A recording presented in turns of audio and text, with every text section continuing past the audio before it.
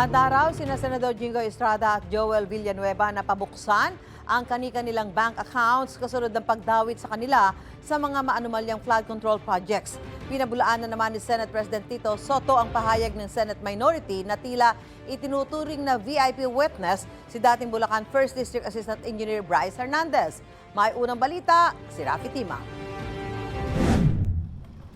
Para patunayan daw na walang katotohanan ng aligasyong kumikbak siya ng 30% sa mahigit 300 milyong pisong flood control project, may handang gawin si Senador Jingo Estrada. Ako, I'm open to any investigation. In fact, Mr. President, ngayon pa lang, kahit hindi pa nagko-comment sa Blue Ribbon Committee ni Senator Lacson, ngayon pa lang, I'm willing to sign any waiver to open my bank accounts.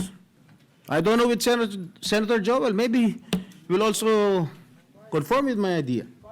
Ang aligasyon binitawan ni Engineer Bryce Hernandez, dating Assistant District Engineer ng Bulacan 1st District Engineering Office sa pagdinig ng Kamara nitong Martes. Nakontempt sa Senado si Hernandez noong pagdinig ng Blue Ribbon Committee noong Lunes. Noong Martes, inilipat siya sa PNP Custodial Center matapos siyang umapela ng proteksyon sa Kamara dahil sa pangamba raw sa kanyang seguridad. Pero kinabukasan, nagmosyon si Estrada na ilipat si Hernandez sa Pasay City Jail, bagay na inoprobahan sa plenaryo. Matapos malipat sa Pasay City Jail si Hernandez, naghain ng petisyon ng kanyang kampo para sa writ of amparo para maisailalim siya sa Witness Protection Program at maibalik sa PNP Custodial Center. Humarap sa Pasay RTC Branch 112 si Hernandez para sa inihain niyang petisyon. Sa sulat naman ng legal counsel ni Hernandez, umapela sila na ibalik siya sa Senado, ngayong may bagong tiwala raw sila sa ilalim ng liderato ni Senate President Tito Soto at Blue Ribbon Committee Chairman Senador Ping Lacson. Kung papayagan doon nila si Hernandez na manatili sa Senado, patunay ito na handa ang Senadong harapin ang mahirap na katotohanan. Agad din aprobahan ni Soto ang hiling ng kampo ni Hernandez at inaasang maharap siya ulit sa Blue Ribbon Committee. Hindi pa tapos. Mahabang labanan pa. Okay? Ilan ng court, bakit na-transfer siya sa Senate? There was a consensus between parties. Hirit naman ni Senador Joel Villanueva na inakusahan din ni Hernandez ng pagtanggap ng kickback. Nakapagtataka dahil plenaryo ang nagdesisyon na ilagay siya sa Pasay City Jail. Si Bryce na naman anya ang nasunod. Dagdag ni Senador Rodante Marcoleta na dating Blue Ribbon Committee Chairman, ang naturong committee lang ang pwedeng magtalaga kung saan i-detain ang isang witness na cited in contempt. Dagdag ni Senate Minority Leader Alan Peter Cayetano, tila naging VIP witness si Hernandez. Yung oras ay nagugol din doon sa pag-uusap na bakit parang naging Senate VIP etong si Assistant DE Bryce na pinag-usapan na sa Senado at meron pong motion na inapprove ng buong Senado na sa Pasay City Jail pero walang konsultasyon ay nandito na ulit. Paano siyang nasunod sa PNP Custodial? Paano siyang nasunod sa Pasay City Jail? Puro ayaw niya nga yun eh. Di ba? So it's maling opinion. It's their opinion.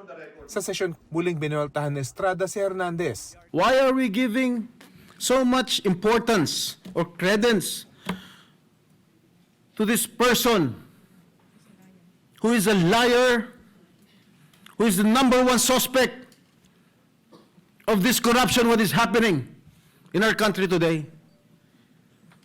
Bakit? Bakit? Meron ba nagproproteksyon sa House of Representatives?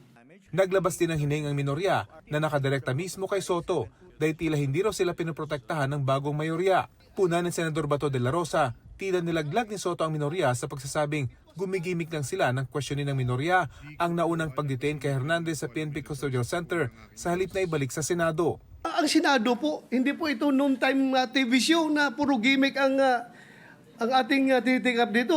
Kami po ay nag-raise dito ng legitimate issues which requires legitimate attention. Ang pahayag na ito ni De La Rosa, hindi pinalagpas ng Senate President. Just because I mentioned that Martin Romualdez called me does not mean that ako'y sumunod sa kanya. The request was coming from the House of Representatives and the request was to retain Hernandez in the Congress. At doon ako hindi pumayag. Is that being tuta? Si Marcoleta, pinuna rin ang mga pahayag ni Soto sa affidavit ng mag-asawang Sara at Curly Discaya at sa pagtanggi niyang pirmahan ang rekomendasyong gawing state witness ang dalawa. Ang sabi po ninyo, with reference to the affidavit of the Discayas, may suspetsa kami na inedit yung affidavit.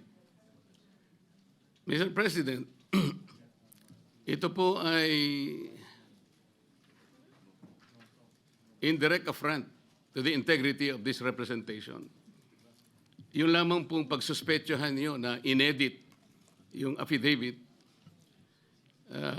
paano kayo nagsuspetsa? Ano po ang ginamit ninyong batayan at pagsususpetsahan ninyo na maring inedit yung affidavit? Para masagot ang mga tanong, bumaba si Senate President Soto mula sa rostrum.